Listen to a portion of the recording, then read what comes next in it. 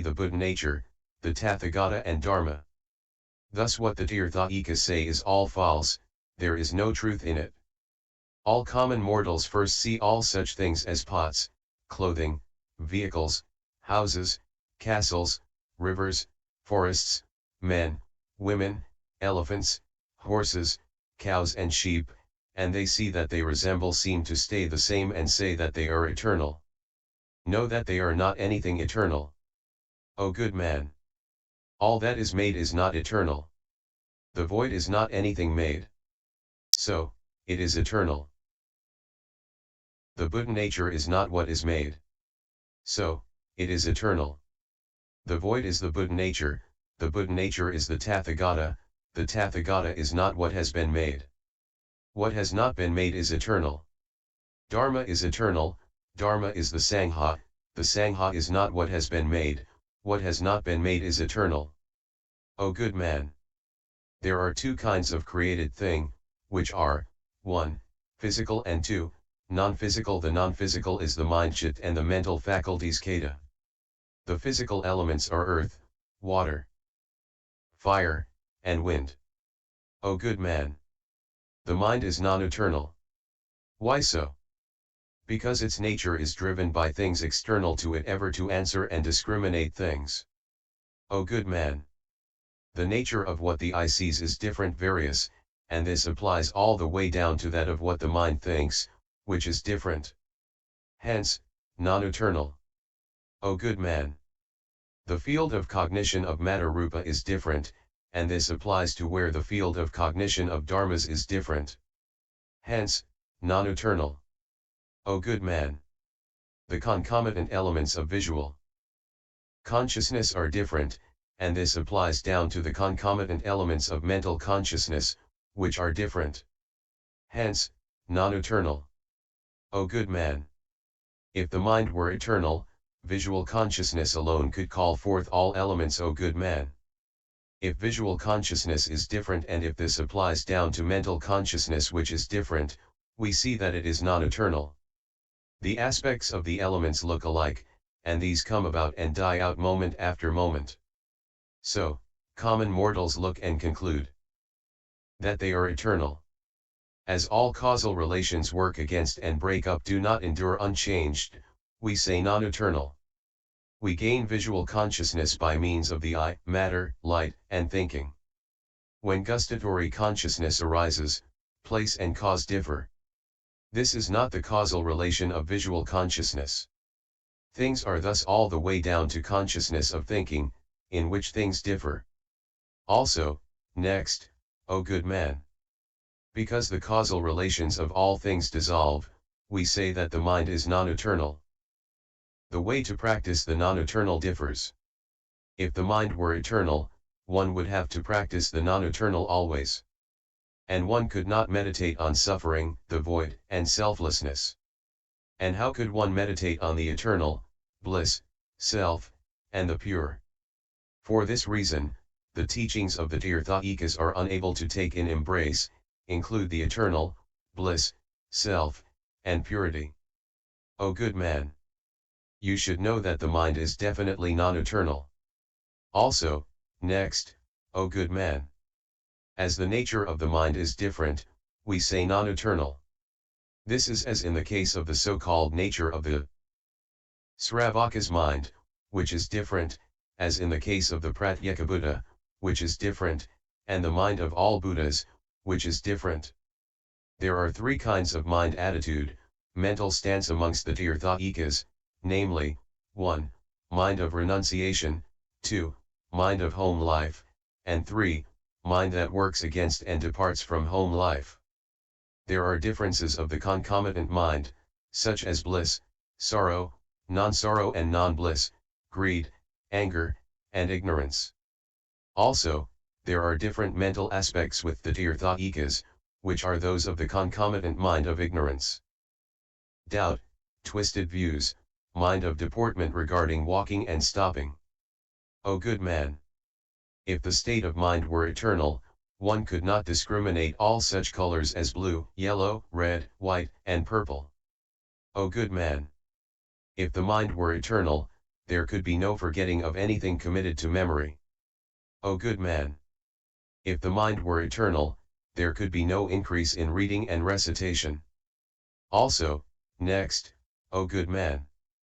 If the mind were eternal, we could not say that one has done, is doing, or will be doing something. If there is what has been done, what is being done, or what will be done, know that this mode of mind is definitely non-eternal. O good man! If the mind were eternal, there could be no enmity, friendliness, or non-enmity and non-friendliness. I.e., because the state of the mind would never change. If the mind were eternal, there could be no mind, no what belongs to others, no death, or birth. If the mind were eternal, no actions could accumulate. O good man! For these reasons, know that the nature of any given state of mind is different in each case. This difference tells us that what we have here is non-eternal. O good man! I have expounded the transitoriness of what is non-physical, and the meaning is now established. Also, for your sake, I shall explain the transience of physical existence. This physical existence does not have any eternal quality about it.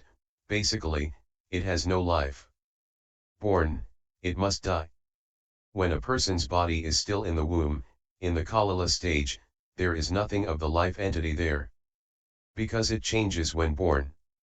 Such things of the objective world as buds, stems, and stumps also do not have any entity, since when born, each changes.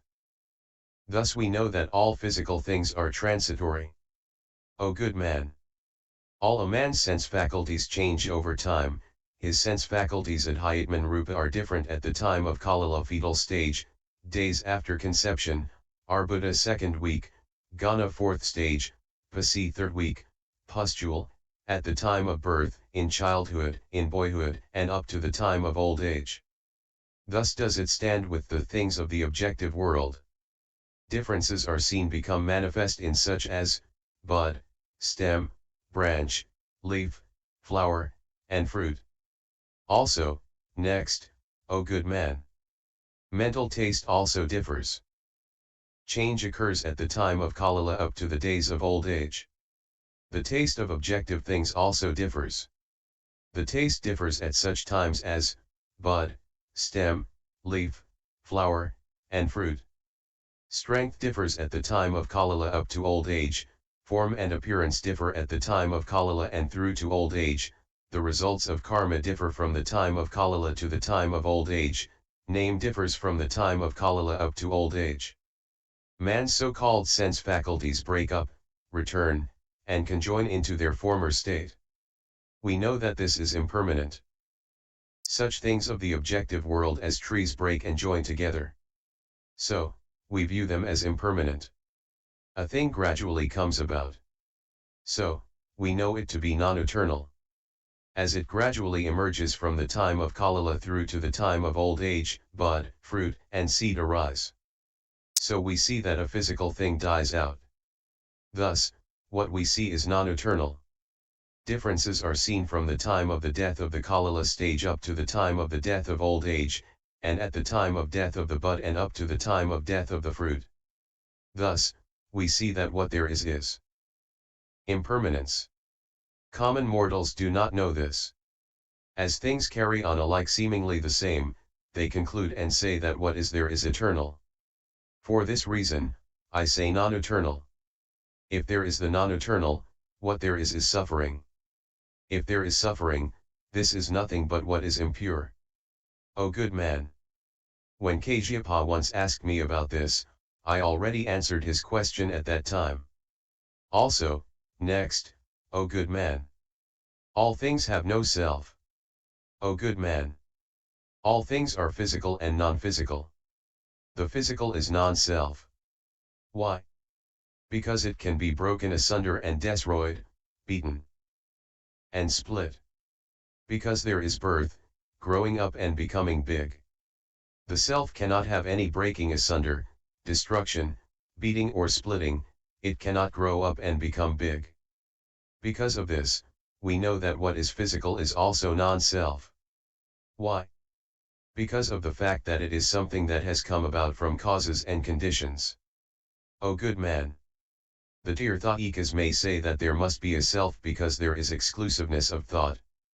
But exclusiveness is, truth to tell, not of the nature of the self. We might well think that there is self because we can think exclusively all to ourselves. But we are prone to forget what was in the past. This forgetting tells us that there surely is no self here. O good man! The Tirthayikas may say that there is self because man remembers. But the fact that man does not remember tells us that there surely is no self. Seeing a man with 6 fingers, one asks, where might I have seen such as this before? If there were a self, how could one ask this? Such asking indicates that there surely is no self. O good man! The Tirthayikas may say that there is self because of hindrance, obstruction, boundaries. O good man! There surely is no self precisely because of hindrance. This is like saying that as Devdatta, to the end, does not say out, he is not Devdatta. The same is the case with self. If there definitely is self, there will be no hindrance to self. As self is hindered, we surely can know that there is no self. If it is the case that one knows there definitely is self due to hindrance, this will lead us to conclude that there can be no self, as you now do not hinder. O good man! If Tirthayikas say that they know there is self by accompaniment and non-accompaniment, this indicates that there is no self. Because there is no accompaniment. There is a case in which there is no accompaniment in the law Dharma, as in the cases of the Tathagata, the void, and the Buddha nature. The same with self. Truth to say, there is none that accompanies. Hence we may know that there definitely is no self. Also, next, O good man! If Tirthayikas say that they know there is self because of the name, we should know that even in selfless there is the name, the word, as in the case of a poor man who may have a name which means rich. We speak of dead self. If self is dead, this is tantamount to saying that self kills self. But, truly, the self cannot be killed. For the time being, we say dead self. This is as with a short man being called a tall man. From this we can definitely know that there is no self. Also, next, O good man! All Tirthayikas may say that as one, after birth, seeks milk, there is the self. O good man! If there were self, no child would take hold of dung, fire, serpents, or poison. I.e. because they would know these are unpleasant or dangerous. From this, we can definitely know that there is no self. Also, next, O good man! All beings, in the 3 phases, have equal shares of knowing, as lust, food, drink, and fear. So, there is no self. Also, next, O good man! The Tirthayikas say that from the countenance one can say that there is self. But for this reason we could say that there is no self. We say that there is no self because there is no countenance. When asleep, one cannot walk, stand still, lie with one's face down or up, see or wink, and cannot know suffering or bliss. So there can be no self. If one knows that there is self by reason of going and stopping, facing downwards or upwards, or sleeping or winking, any engine or wooden man must possess self. O good man! The same is the case with the Tathagata. He does not go, stop, look up or down, see or wink. He has no suffering or bliss, no greed or anger, no ignorance and no action. The Tathagata thus has the self. Also, next, the Tirthayikas may say that when one sees a person eating some fruit, one's mouth waters and that, therefore, one has a self. But by thinking back, too, one dribbles. But the saliva is not the self. It is not joy, not sorrow, not weeping, not laughing, not falling down or standing up, not being hungry, not being full. From this, one may know that one definitely does not have the self. O good man! The Tirthayikas are ignorant and are like children. They do not have the expedience of wisdom. They cannot truly see what is meant by eternal, non-eternal, suffering, bliss, pure, not pure, self, not self, life, non-life, being, non-being, real, non-real, what is or what is not. They partake of only a little of the Buddhist teaching. In a false way they say that there are the eternal, bliss, self, and purity. A person congenitally blind does not know what the color of milk is like. He asks, what is the color of milk like? Another says, it is as white as the color of a shell. The blind man further asks, is the color of milk like the sound of a horn? No is the reply. What color is the color of a shell like? The answer comes back, it is like the color of rice powder. The blind man asks, is the color of milk as soft as rice powder? And what is the color of rice powder like? The answer comes, it is like snow. The blind man says, is rice powder as cold as snow? And what is it like? The answer comes back, it is like a crane. Even though this congenitally blind man receives 4 similes in reply, he cannot arrive at the true color of milk. It is the same with the Tirthayikas. To the end, they cannot arrive at what is meant by the eternal, bliss, self, and purity. The same is the case here. O good man! For this reason, the real truth rests with the Buddhist teaching. Things do not stand thus with the Tirthayikas. Manjushri said to the Buddha, O rare world-honored one! The Tathagata, now facing parinirvana, further turns the unsurpassed will of the Dharma. And thus he clearly presents Paramartha Satya. The Buddha said to Manjushri, why do you particularly gain the thought of nirvana? O good man! You may presume and think that I am the Buddha and have achieved unsurpassed enlightenment, that I am Dharma and that Dharma is what I possess, that I am the way and the way is what I possess, that I am the world-honored one and the world-honored one is what I am, that I am the Sravaka and the Sravaka is what I am, that I indeed teach others and make others give ear to me, that I truly turn the will of Dharma and others cannot. The Tathagata does not abide in such presumptions. Hence, the Tathagata does not turn the will of Dharma. O good man! There may be cases in which people make wrong assumptions and say, the self is the I, and the I is what the self possesses. The same with ear, nose, tongue, body, and mind. The self is matter, and matter is what the self possesses. And this may extend down to Dharma. The self is the earth, and the earth is what the self possesses. The same applies to water, fire and wind. O good man! People may speculate and say, the self is faith and faith is what the self possesses. The self is multiple knowledge and multiple knowledge is what the self possesses. The self is Dhanaparamita perfected giving and Dhanaparamita is what the self possesses. The self is Shilaparamita perfected moral precepts and Shilaparamita is what the self possesses. The self is Kaisantaparamita perfected patience and Kaisantaparamita is what the self possesses. The self is Viryaparamita perfected exertion.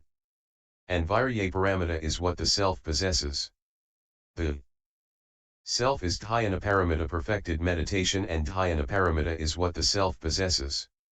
The self is Prajnaparamita perfected wisdom and Prajnaparamita is what the self possesses. The self is Katvarasamriti Upasthana mindfulness and Katvarasamriti Upasthana is what the self possesses. The same with the 4 right efforts, the 4 at-willnesses, the 5 sense organs, the 5 powers, the 7 elements of enlightenment, and the noble eightfold path. O good man! The Tathagata does not, to the end, make such assumptions. Hence, the Tathagata does not turn the will of Dharma. O good man! If we say that he is eternal and unchanging, how could we say that the Buddha nature turns the will of Dharma? So you should not say, the Tathagata now turns the will of Dharma. O good man! There is the situation, for example, where we get visual consciousness through the harmonious combination of eye, color, light, and thinking. O good man! The eye does not think, I shall cause consciousness to arise. Color, down to thinking, do not ever say, I shall cause visual consciousness to arise. Neither does consciousness say, I shall arise by myself. O good man! Such a harmonization of the causal relations of the law, i.e. of dharmas, is drsti, seeing, view. O good man! It is the same with the Tathagata. Through the harmonious combination of the causal relations of the 6 paramitas, we gain drsti. O good man! The same with the Tathagata. He reaches the bottom of all things by means of the 6 paramitas and the elements assisting towards enlightenment. Also, we call it the turning of the will of Dharma, as he, using throat, tongue, teeth, lips, and mouth, and through speech and voice, speaks of Dharma to Kaundinya and others. That is why we do not say that the Tathagata turns the will of Dharma. O good man! What is not turned is Dharma.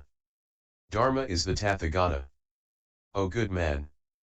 Through the use of flint, by means of striking, by means of using the hands, and through using autumnal, dried up grass, we obtain fire. But the flint does not say, I shall cause fire to come about. The act of striking, the hand, and the dried up grass also do not think, I shall cause fire to arise. Nor does the fire say, I shall come about by myself. It is the same with the Tathagata.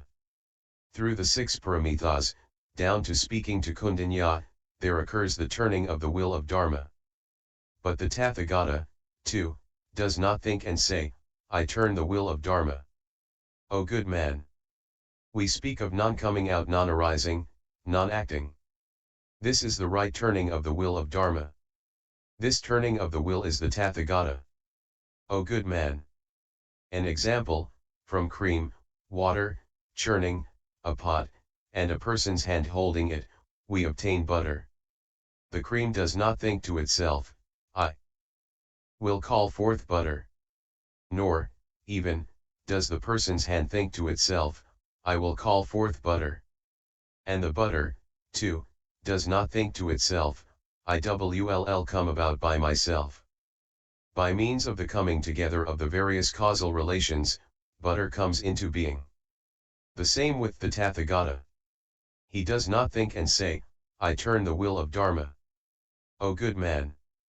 This non-coming out, non-deliberation of one's acts, spontaneity, is but the turning of the will of wonderful Dharma. This turning of the will is at once the Tathagata. O good man! Through the combinations of such conditions as body, earth, water, fire, wind, and the fertility of the soil and the season, a bud comes out. O good man! The seed also does not say, I shall call forth the bud. Nor does the labor itself think and say, I shall call forth the bud. Nor does the bud say, I shall come about. It is the same with the Tathagata. To the end, he does not think and say, I do turn the will of Dharma. This turning of the will of Dharma, Dharmakakropravartana, is the Tathagata. O good man! As an example, through the conjoining of a drum, emptiness, leather, man, and drumstick, we get the sound of the drum. The drum does not think and say, I call forth sound. The same with the drumstick. Nor does the sound say, I shall come out. O good man!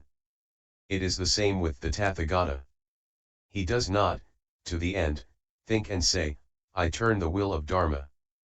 O good man! Turning the will of Dharma means not doing. Non-doing is turning the will of Dharma. Turning the will of Dharma is the Tathagata. O good man! Turning the will of Dharma is what takes place in the world of the All-Buddha world. Honored one! It is not something that can be known by Sravakas and Pratyeka Buddhas. O good man! Space is no being born, not coming out, non-doing, not construing, or not what is created. It is the same with the Tathagata. He is no being born, no coming out arising, no construing, and not what has been created. Like unto the nature of the Tathagata is the Buddha. Nature. It is not a being born, not an arising, not a making, not a construing, and is not what is created. O good man!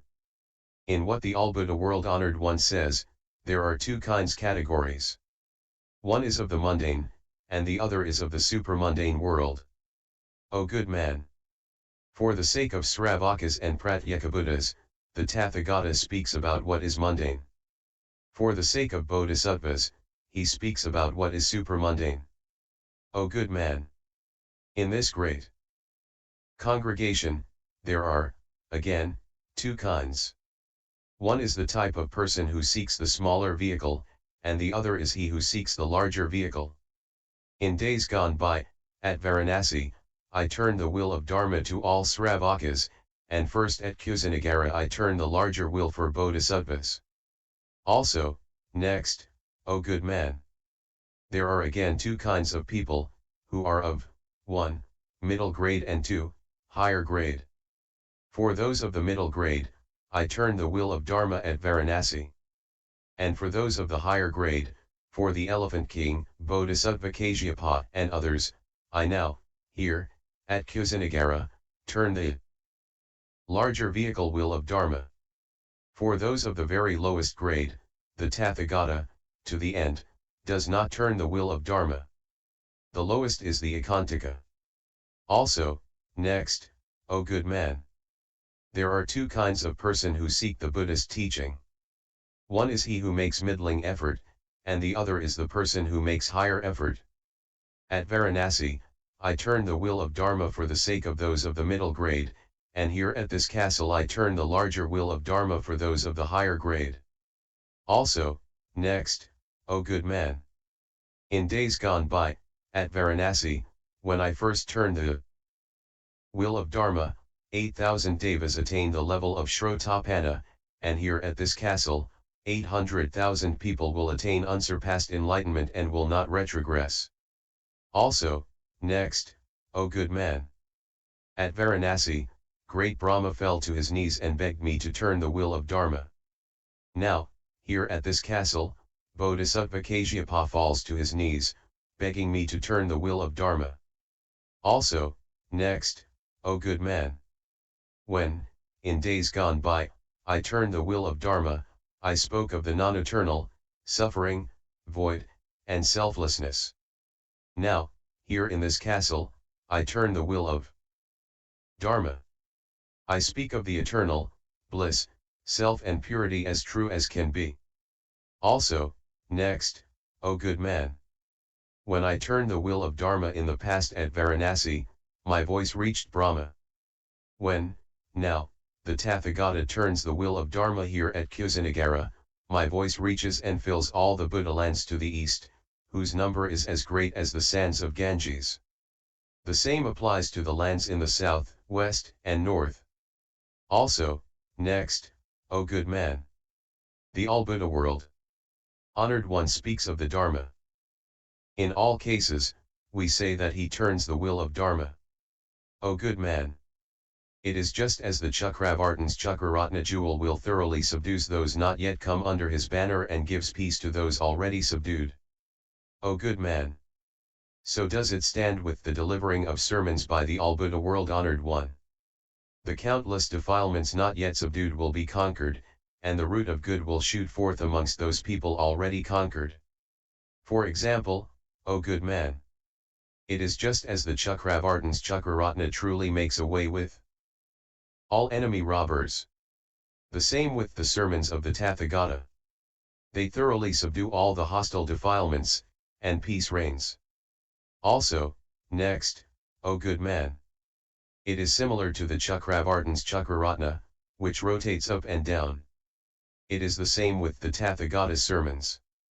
They indeed make the people of the lower world come up and gain rebirth in the worlds of humans, gods, or up to the Buddha world. O good man! That is why you should not utter praise, saying, the Tathagata now, here, further turns the will of Dharma. Then Manjushri said to the Buddha, O world honored one! It is not that I did not know this. It was merely for the benefit of beings that I put this question. O world-honored one! I have long known this. Turning the wheel of Dharma is truly what obtains in the world of the all-Buddha Tathagata, and this is something that cannot be attained by Sravakas and Pratyekabuddhas. Then the world-honored one said to Bodhisattva Kasyapa, O good man!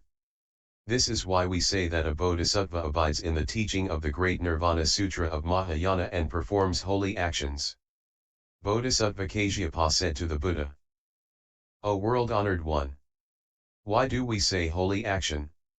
O good man! Holy refers to the all-Buddha Tathagata. Hence, we say holy action. O world-honored one! If this refers to the works of all Buddhas, it cannot come within the reach of practice of Sravakas, Pratyekabuddhas, and Bodhisattvas. O good man! The all-Buddha world honored one abides in Mahaparinirvana and thus opens out, discriminates and explains the meaning. For this reason, we say holy action. The Sravakas, Pratyekabuddhas, and Bodhisattvas, as soon as they hear the Buddha's words, practice well. Hence, holy action. O good man!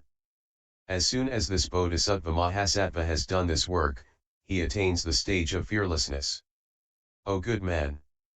If a Bodhisattva attains the stage of fearlessness, he then has no fear of greed, anger, ignorance, birth, age, illness, and death. Also, he does not fear the unfortunate realms of hell, hungry ghosts, and animals. O good man! Of evil, there are two kinds. One is of the Asura, and the other is of man. Of man, there are three kinds, which are, 1. Ekantika, 2. Slandering of the Vaipulya Sutras, and 3. The four grave offenses for a monk, killing, stealing, sexual misconduct, and lying. O good man! All bodhisattvas of this stage do not have fear of falling into evil. Also, they are not afraid of sramanas, Brahmins, tirthayikas, the evil-minded, and Marapapian. Also, they are not afraid of being born into the existences. That is why this stage is called that of fearlessness. O good man! The Bodhisattva Mahasattva abides in the soil of fearlessness.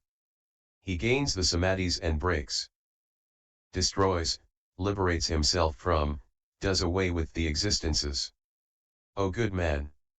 When he attains the non-defilement samadhi, he does away with existence in hell. On gaining the non-retrogressive samadhi, he does away with existence as an animal.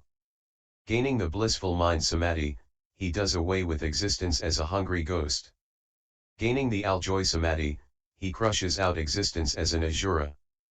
Gaining the sunlight samadhi, he destroys existence in aparagodaniya.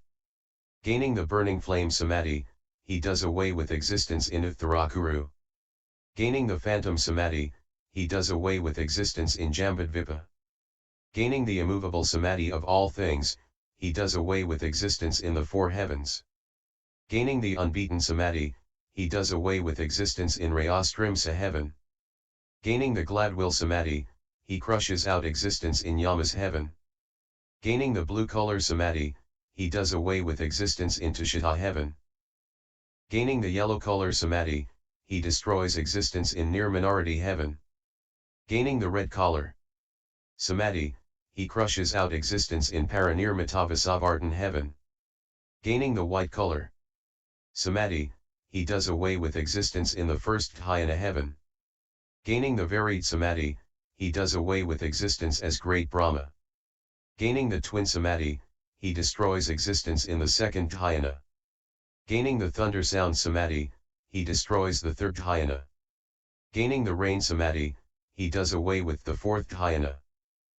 Gaining the akasha-like space-like samadhi, he does away with avra existence.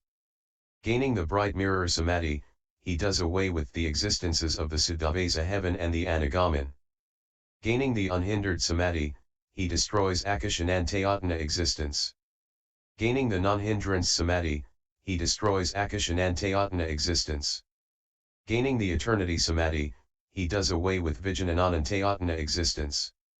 Gaining the bliss samadhi, he crushes out the akinkanyayatana. Gaining the self-samadhi, he does away with the naive samjnana. O good man! This is how we say that a bodhisattva, on gaining the samadhis, destroys the existences. O good man! These samadhis are called the king of all samadhis. O good man! If the bodhisattva Mahasattva gains the all-samadhi king and wishes to blow away or crush Mount Sumeru, he can do so as he wills. If he desires to know what the minds of the beings of the 3,000 great thousand worlds are thinking, he can do this as he wishes. If he desires to put the beings of the 3,000 great thousand worlds into the pores of his skin, he can indeed do so as he desires. And he can do so without the beings having any sense of being constricted. If he desires to transform innumerable beings and fill the 3,000 great thousand worlds, he can do so as he desires. He can easily make one body into many, and many into one. Though he can do this, he does not cling to it. This is like the case of the lotus flower. 195 O good man! The Bodhisattva Mahasattva, having thus entered the King Samadhi, can indeed go anywhere. The Bodhisattva, abiding in this unmolested i.e. unlimited, free state, gains unmolested power and can be anywhere he desires to be. O good man! For example, this is like a Chakravartin who, having gained 4 lands, finds nothing that obstructs him and he can act as he desires. The same with the Bodhisattva Mahasattva. Wherever he desires to go and live, he can do so as he desires. If a Bodhisattva Mahasattva sees any being in hell who can be taught and made to do good, he can immediately go there. The Bodhisattva is not originally born as a result of karma, but gains the unmolested soil through the causal relations of thus being born. O good man! The Bodhisattva Mahasattva, even though in hell, does not suffer from the pain of being burned or slashed. O good man! It is difficult fully to explain all the virtues which the Bodhisattva Mahasattva has cultivated within himself and which are as innumerable and boundless as 1,000 million billion. And how could one explain all the virtues of all Buddhas?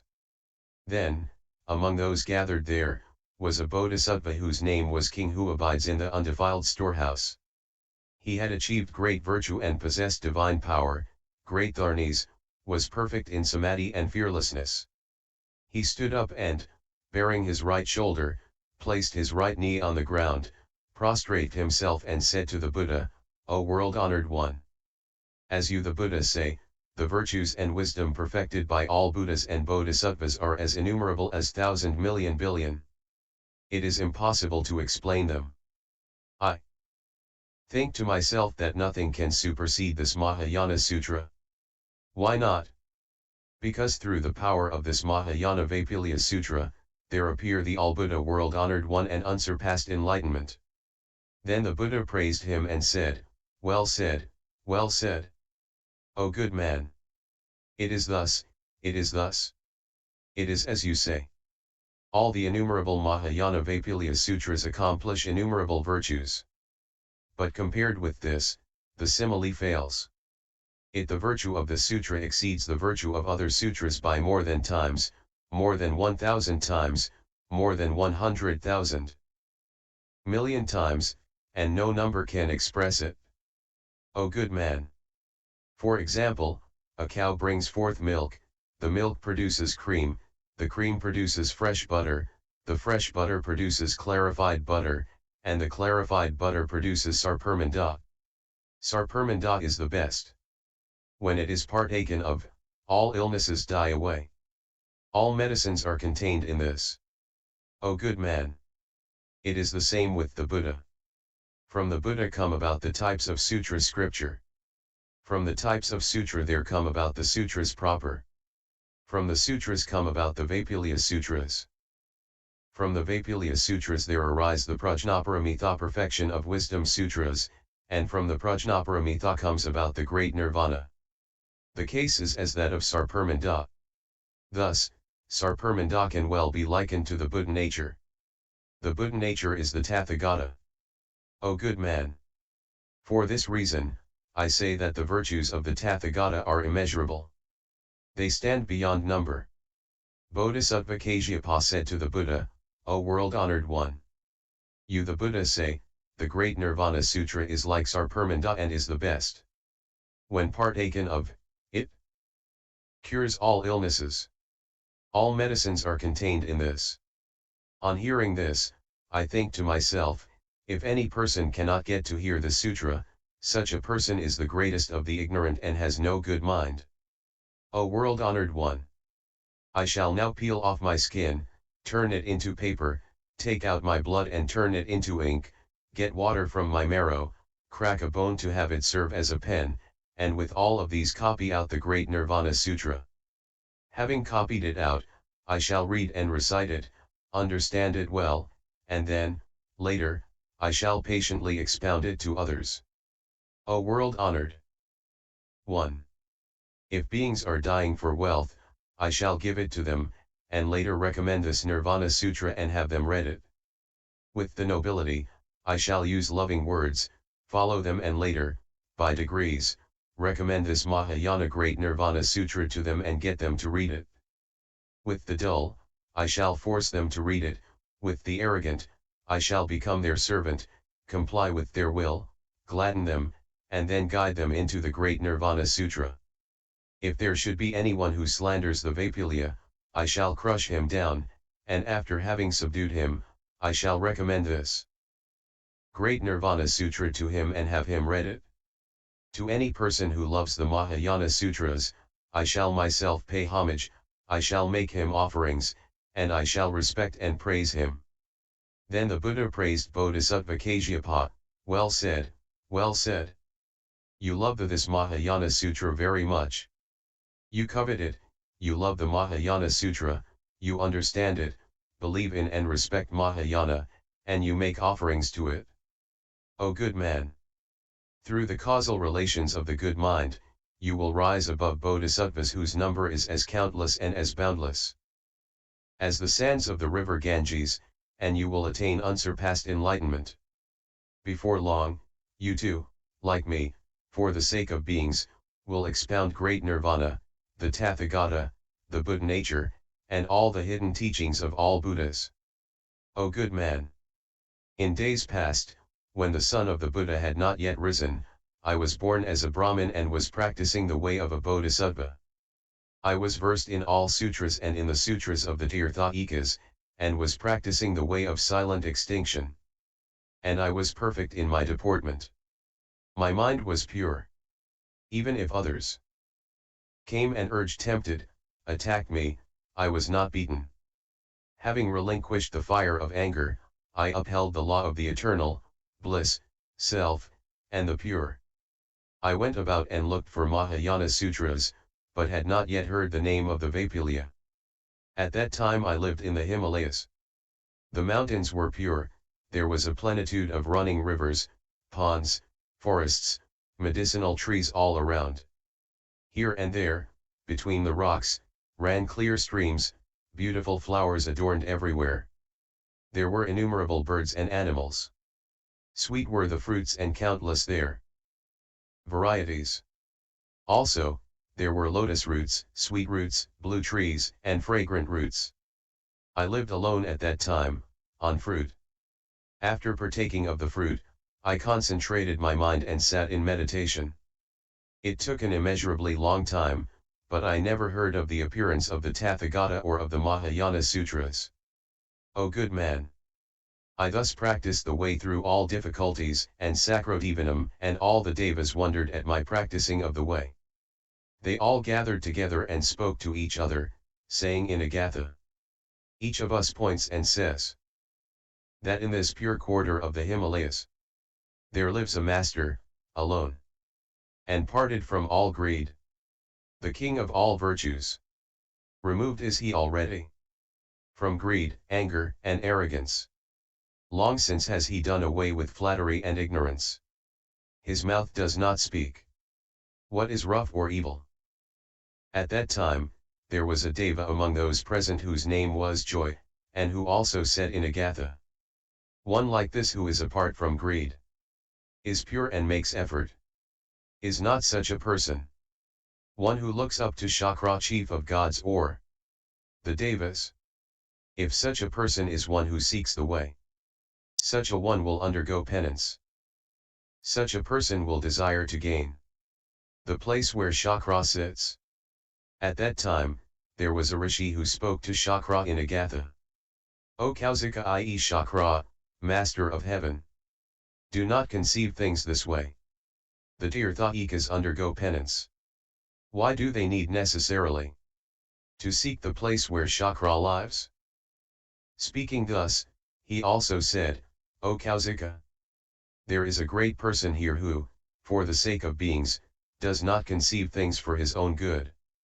To benefit beings, he practices penance in innumerable ways. Such a person sees in the world of birth and death all kinds of wrong, so that he does no covet any treasure, even if it filled this earth, all the mountains and the great seas. He sees all such things as being equal to tears and spit. Such a great person gives up his treasures, his wife and children, whom he loves, his head, eyes, marrow, hands, feet, the house where he lives, his elephant and horse, his vehicle, his male or female servants or pages, and he does not desire to be born in heaven. What he desires is solely to gain all happiness. What is evident to me is that such a great person is pure, has no defilements, he has done away with all the bonds of the ashravas. Possibly he is bound for unsurpassed bodhi. Sakrodevan Amindra says, what you say seems to refer to one who desires to save all beings of the world. O great sage! If there is to be a Buddha tree in this world, he will uproot all the serpents of illusion of all such as Brahma, the beings of the world, and the Asuras. If beings live in the cool shade of this Buddha tree, all poison will go away.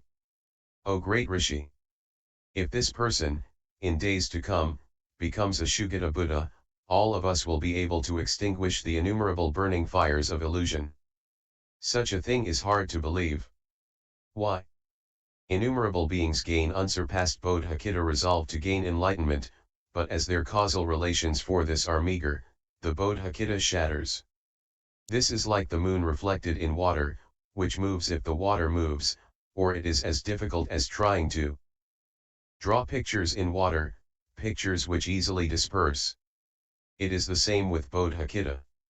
It is difficult to attain it and it easily breaks apart. O great Rishi! There are many people decked out in armor and with arms, who proceed to beat the enemy.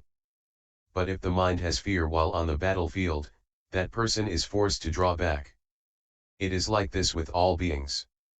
A person may be strongly armed with bodhicitta and be adorned with it. But on seeing the works of birth and death, the mind feels fear, at which the person has to pull back. O great Rishi! I have seen the minds of innumerable beings being thus shattered and shaken after they gained initial bodhicitta. For this reason, though I now see this person intent upon penance, and though he has no worry or heat, and even though on a precipitous path his pursuit is pure, yet I still cannot believe in him. I shall now go and see for myself whether he is decidedly worthy of shouldering the heavy burden of unsurpassed enlightenment. O Rishi! It is like a wagon, which, if it has two wheels, can well stand carrying weight, or like a bird which, if it has two wings, can indeed fly. It will be the same with this person who is practicing penance. Now, he is intent on upholding the prohibitive precepts, but I do not know if this person has deep wisdom. If he has, he will indeed be able to shoulder the great weight of unsurpassed enlightenment. O great Rishi! A fish, for example, may have many eggs, but only a few fish will manage to emerge from them. The mango tree has many flowers, but the fruits are small in number. Many are the people who aspire to enlightenment, but so few are those who attain that end that it is not worth mentioning. O great Rishi! I shall go along with you and see for myself how matters stand.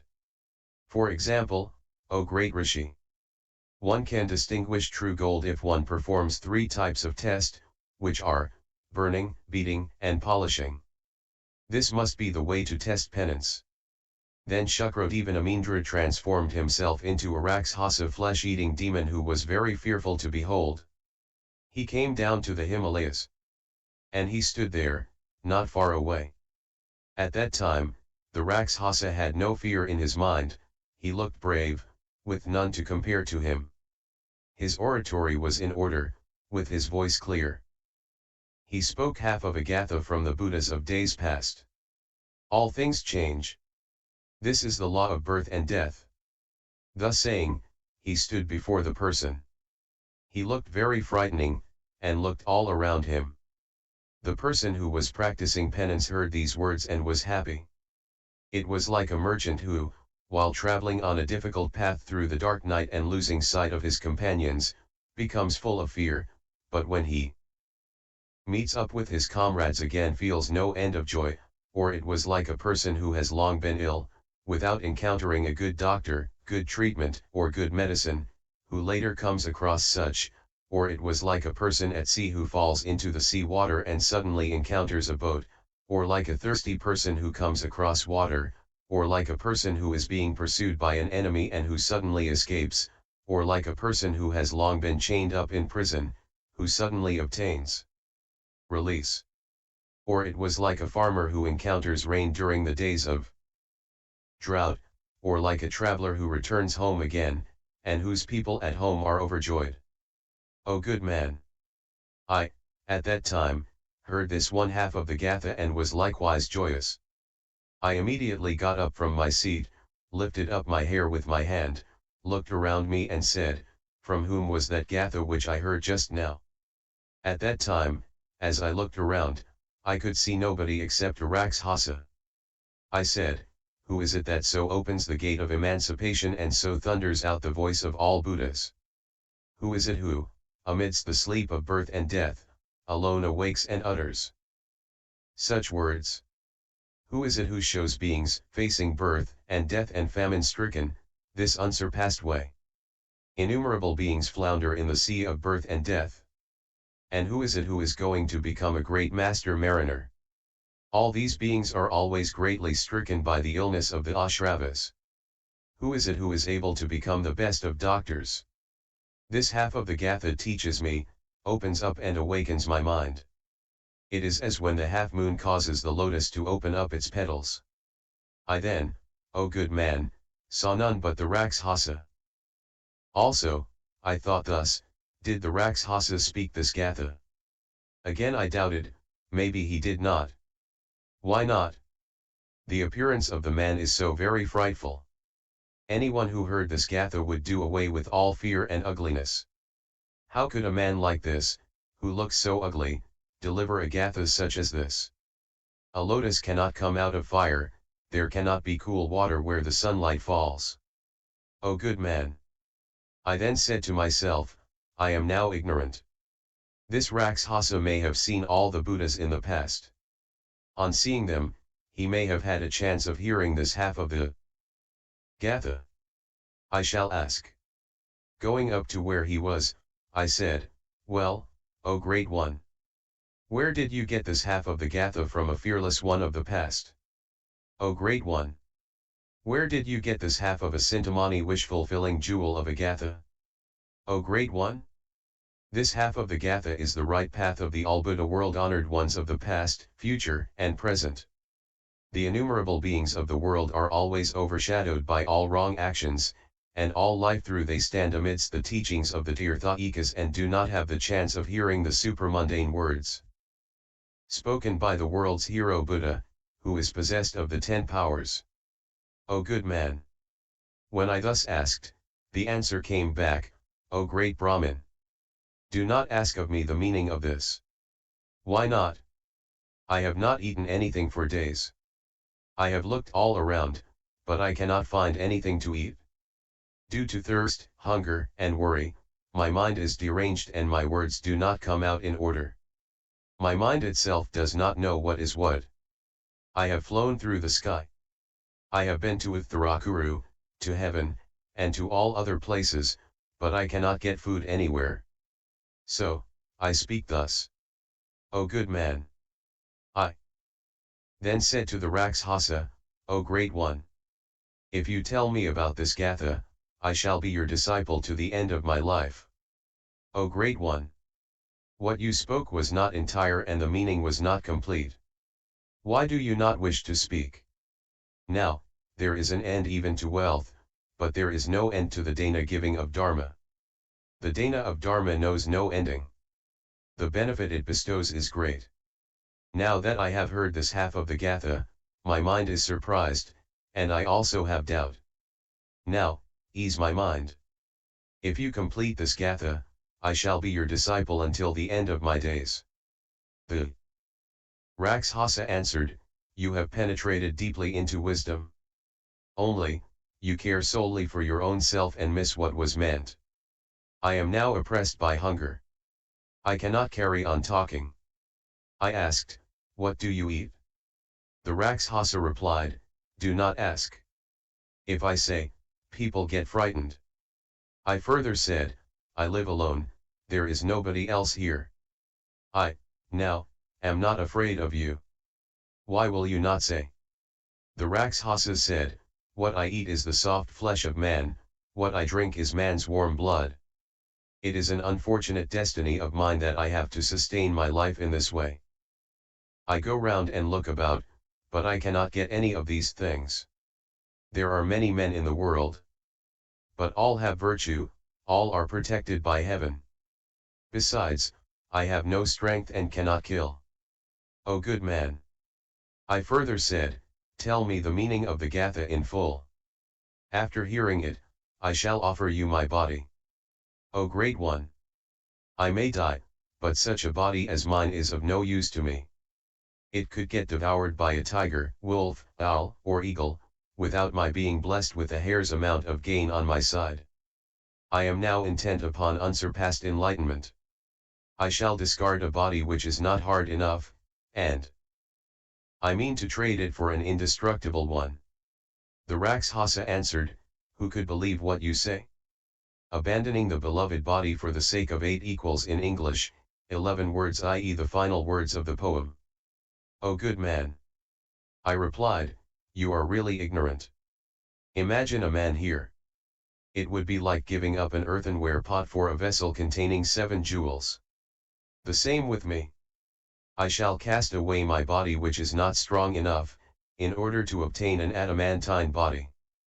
You say, how can I believe you? I have witnesses such as great Brahma, Shukrodevanamindra, and the 4 guardians of the earth, who will all bear witness to me.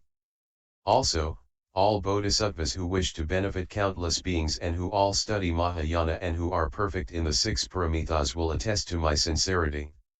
And there are the all-Buddha world-honored ones of the 10 directions who desire to benefit all beings. They, too, will bear witness that I shall indeed cast aside my body for the sake of those 8 words. The Rakshasa said further, if you wish to throw away your body thus, then listen well, listen well. I shall now recite the remaining half of the Gatha for your sake. O good man!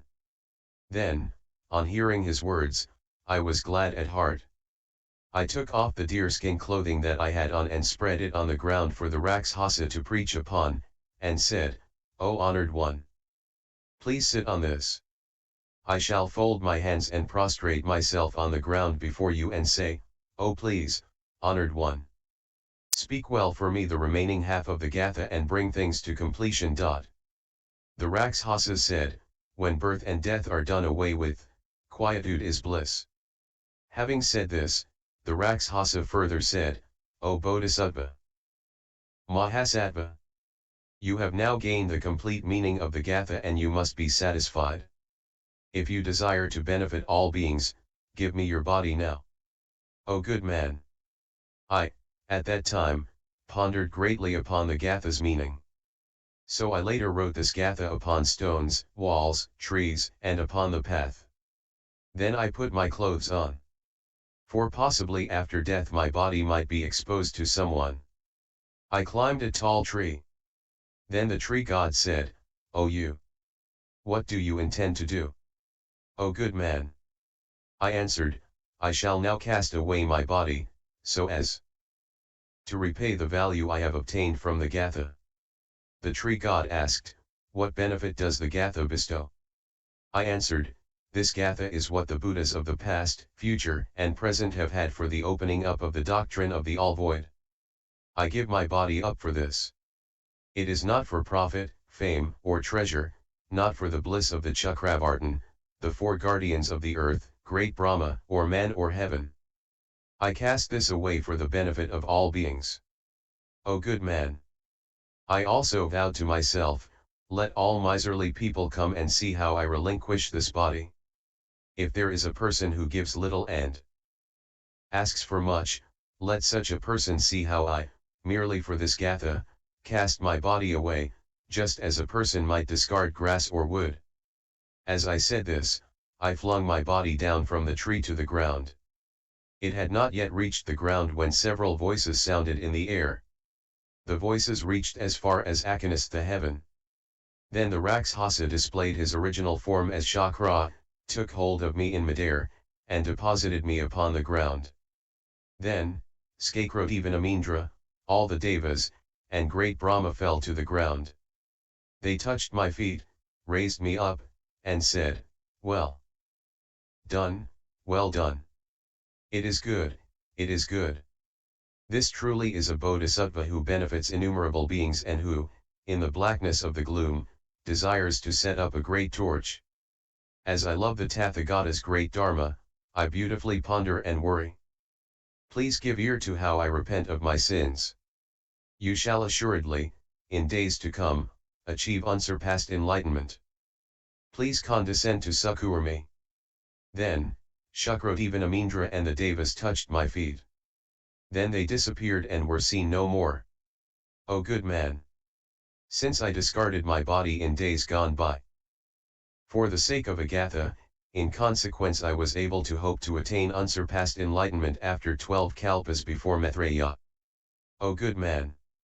I had accomplished such innumerable virtues. All arise from making offerings to the Tathagata's wonderful Dharma. O good man! It is the same with you. If you aspire to unsurpassed bodhicitta mind of enlightenment, this will place you above bodhisattvas as innumerable as the sands of innumerable, boundless Ganges. This is what we mean when we say that a bodhisattva abides in the teaching of the Mahayana Mahaparinirvana and practices the holy way. YouTube video Buddhist Sutras.